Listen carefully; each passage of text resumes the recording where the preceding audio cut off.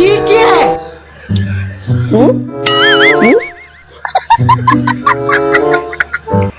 આમ ખાઈ ખાઈને ઢોલકા જેવી થઈ ગઈ છો. એક જીમ બીમ માં જાય એટલે બોડી ઉતરે થોડીક ફિટ રહે તું. અરે જવાનું જ હતું જીમમાં જવાની તૈયારી કરતી હતી ને ત્યાં જ છે ને WhatsApp માં એક મેસેજ વાંચ્યો. એક ભાઈ છે ને એ ટ્રેડમિલ ઉપર દોડતા દોડતા હાર્ટ એટેક થી ગુજરી ગયા. આમાં મારે જીમમાં કેમ જાવું? તો બકા એક કામ કર, તું છે ને યોગા કરવા માંડ. યોગા કરવાથી આપણે એકદમ સ્વસ્થ રહેશું, તારું બોડી એ પ્રોપર શેપમાં રહેશે અને હેલ્થ પણ સારી રહેશે. યોગા કર. તમારી ઈ વાત સાચી. યોગામાં જવા માટે હું રેડી થઈ. ત્યાં જ છે ને મેં સમાચાર જોયા. સમાચારમાં આવતું હતું કે એક ભારતીય યોગા ગુરુ છે એ વિદેશમાં હાર્ટ એટેક થી ગુજરી ગયા. હવે આમાં મારે યોગામાં કેમ જાવું? આવું છે. તો તું એક કામ કર સીતું, હવે તું છે ને વોકિંગ કર. Walking is the best exercise. બરોબર?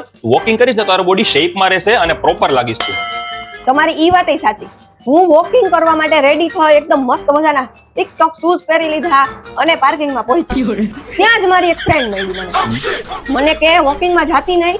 મારી ફ્રેન્ડ કે વોક કરીને ઘરે આવી, દૂધીનો રસ પીધો અને એટેક આવી ગુજરી ગઈ. હવે આમાં મારે વોકિંગ કેમ કરવું?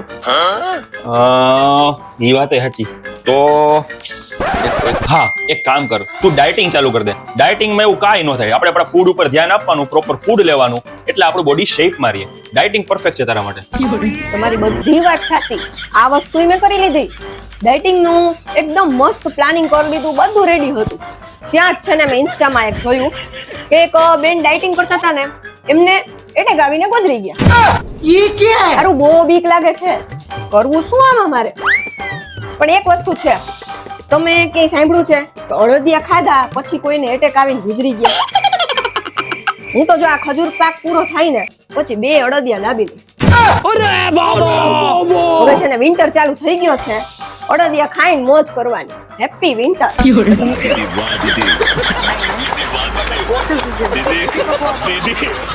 આખો દિવસ ખાધે રાખવું, ગમતા સમાચાર જોયા રાખવા અને બોડી વધારે રાખવું. પાડા જેવી હાવ.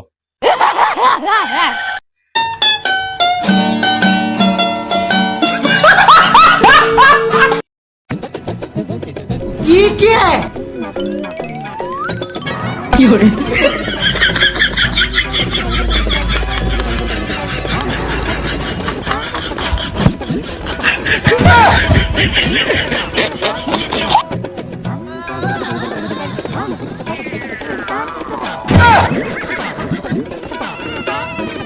शाबाश बेटा, बहुत बढ़िया मुन्ना।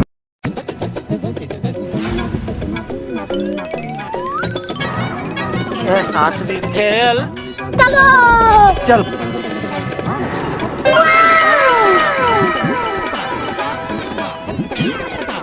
Isn't that amazing? બિચારી.